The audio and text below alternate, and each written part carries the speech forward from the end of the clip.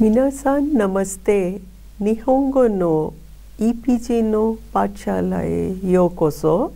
Watashi wa Anita Khanna desu. ネイル大学で日本語、日本文化、文学を教えています。今日のペーパーの題は古代の文学です。そしてこれを英語を通して学びます。キーワードを日本語で記しましたので、それを覚えるようにしてください。Welcome to lesson 5. Today we will study about setsuna. What is setsuna? Even Japanese will take a pause and then think twice to say setsuna. Yes, it's very simple. Setsu is the kanji for toku and wa is the kanji for wa, which is to speak. So, setsuna is the narratives or the stories of used for discourse. The discourse could be simple, moralistic, or it could be religious as well. About the objective of this module. The objective of this module is to understand this special landmark genre of Japanese literature which facilitated the spread of Buddhist culture and Buddhist narratives in Japanese literature. As we know that Buddhism influenced the weft and woof of Japanese culture, especially it has come down to us in the form of Japanese discourse narratives, which we are going to study today, and it is called setsuna. This setsuna developed on the basis of some concept or doctrine of Buddhism, yet it was not necessary that they are associated with religion, and there are numerous setsuna pieces that are secular, which at times convey the message of a moral or ethical nature as well. Once again, we must remember that the objective of setsuna was to convey the message to the listener in an interesting way, to develop their interest in the subject. In India also we have a number of such discourse narratives, and the most commonly known one is Katha Sarit Sagar. This pioneer work of Nihon ryoiki, or in Japanese Nihon Genpo Zenyaku Reiki, is the work which set the trend for the later setsuna works. A number of fine setsuna collections which were themed on other subjects like person or a scripture, like Lotus Sutra or Hokkekyo. Some expounded the three jewels of Buddha, the Buddha, Dharma and Sangha, that is called Sambho in Japanese, or the lives of famous monks and nuns of Japan, including Shotoku Taishi.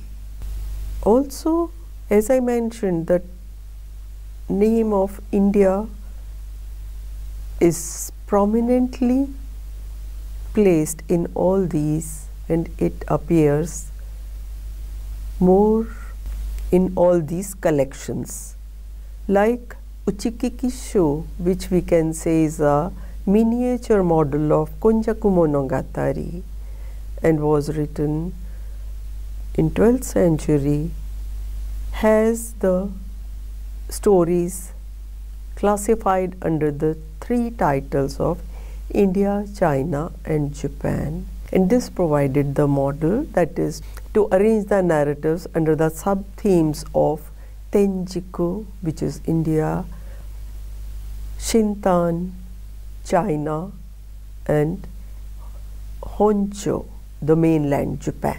Arranged in 3 volumes in a chronological manner. The first volume has 35 tales, the second volume has 42, and the third volume contains 39 tales. And since I said it is done in a chronological order, the first volume covers the reign of Emperor Yuryaku up to that of Emperor Shomu, that is 727.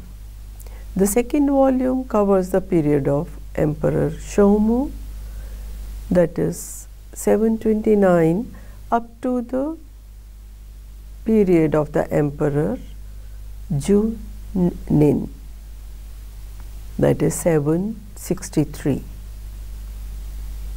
Likewise, the third volume contains stories from 764 up to the period of Emperor Saga, that is 823. Each volume has a preface, and in the preface to the first volume, the author describes his reasons for compiling the work as follows. According to him, the Chinese works were handed down to Japan in 2 phases, and both times it came through the neighboring country of Kudara, one of the 3 kingdoms of Korea. In the reign of Emperor Ojin, the Chinese works were brought to Japan, and in the realm of Emperor Kammei, the Buddhist scriptures were handed down. The writer continues, however, those scholars of Chinese literature looked down upon the Buddhist law, and the Buddhist scholars in turn looked down upon the Chinese scholars. Only fools are misled by delusion and lack of faith in the reward of good and evil. The learned man respects scriptures as well as Chinese works and believe in the retributive law and are in awe of it. He goes on to continue in the preface that the objective of this work, that is Nihon ryoiki, is to demonstrate that what is good and what is evil through the strange happenings that occurred in Japan itself. And so he writes, if the karmic nature of good and evil was not made known to us, then how could we rectify our misdeeds? The second feature is that each individual setsuna could be of varying length. It could be a long or as long as a few pages, or it could be short or as short as a few paragraphs, or at times a few lines.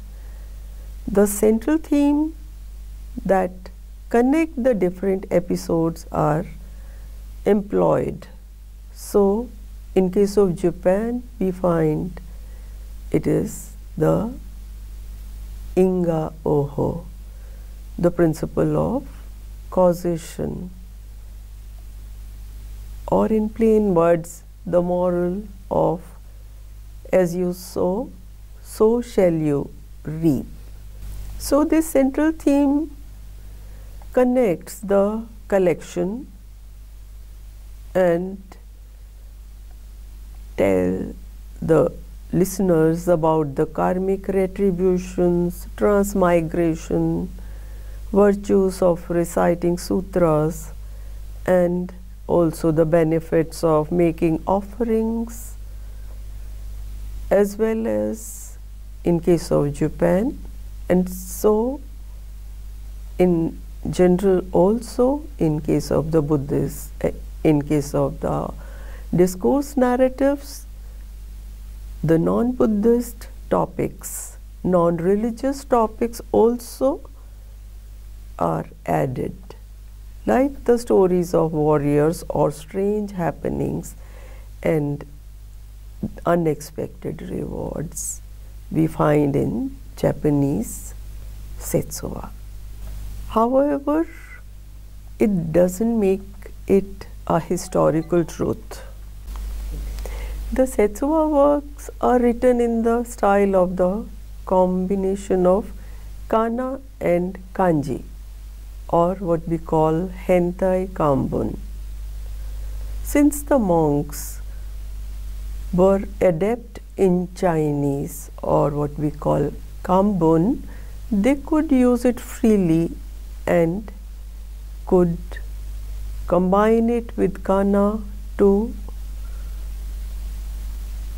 express their message more lucidly and more vividly to get the interest of the listeners.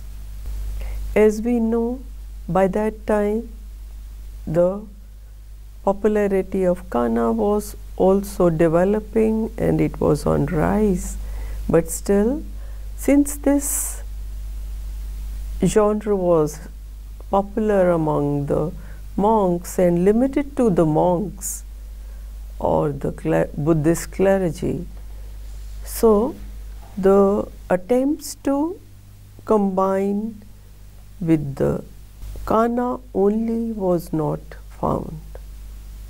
Also, there was a set of phraseology which was used for Japanese Buddhist narratives. One more point which is worth of mentioning, especially for Indian learners, that the presence of India is conspicuous in these setsuna narratives. It is in the form of some inferences from the scriptures and helped in disseminating Indian themes in Japanese literature. India in those times was called as Tenjiku in Japan, and so we have Tenjiku Hen as a part of the biggest collection of Japanese setsuna, which is Konjaku Monogatari Sho, is the largest collection. But first, let's have a look at the first work of setsuna in Japan, and that happened as early as 823 AD, and the title was Nihon ryoiki. Let me remind you, this is no less than the advent of kana and the writings of Joryu Bungaku, because the writers of setsuna also felt that the need to have something closer to their own tradition and to highlight the name of Japan, or to, and also to mention, make a mention of the traditions, the concepts and the thoughts which were related to Japan and not China or India. As the writer of this pioneer work, Nihon ryoiki, mentions in the preface of his work. We will come to that later, but let me tell you that the author was a monk, and he belonged to a famous temple called Yakushiji in the capital city of ancient capital of Nara. His name, which comes down to us, is Kyokai. Some pronounce it as Keikai. This title, Nihon ryoiki, is the abbreviation of the full name of this work, which is Nihon Genpo Zen Aku Ryoiki. Nihon Genpo is the present dharma, and Zen Aku is good and bad. So the full title English could be Miraculous Accounts of Karmic Retributions of Present Deeds and Manifested in Japan. This present means in the present times, and it has happened in Japan. So as the title suggests, it is based on the concept or the connecting theme between the various stories is the cause and effect, or Inga, Oho. Since not much is known about the life of the author, the preface of the book mentions simply the priest Keikai of Yakushiji temple. So the preface introduces the author simply the priest of Yakushiji Keikai, and states that this Yakushiji temple was located in the western sector of Nara. This collection has 3 volumes, and each volume has a preface. The preface to the 3rd volume has biographical notes that suggest that the author did not enter clergy until his middle age, and he was well versed in Chinese literature as well as Buddhist scriptures. Let's have a look at the contents of Nihon ryoiki. The work has 116 tales, which are arranged, as I mentioned, in 3 volumes. I must have mentioned earlier that in Japan, Buddhism could spread without much opposition, and this was due to the very nature of the Buddhism, which could gel with the existing native beliefs. And in case of Japan, it was Shinto, which was their religion based on nature worship. Buddhism and Shinto not only coexisted without any antagonism, but also at times there were efforts to merge the two by showing that Shinto gods are the manifestations of Buddhist gods.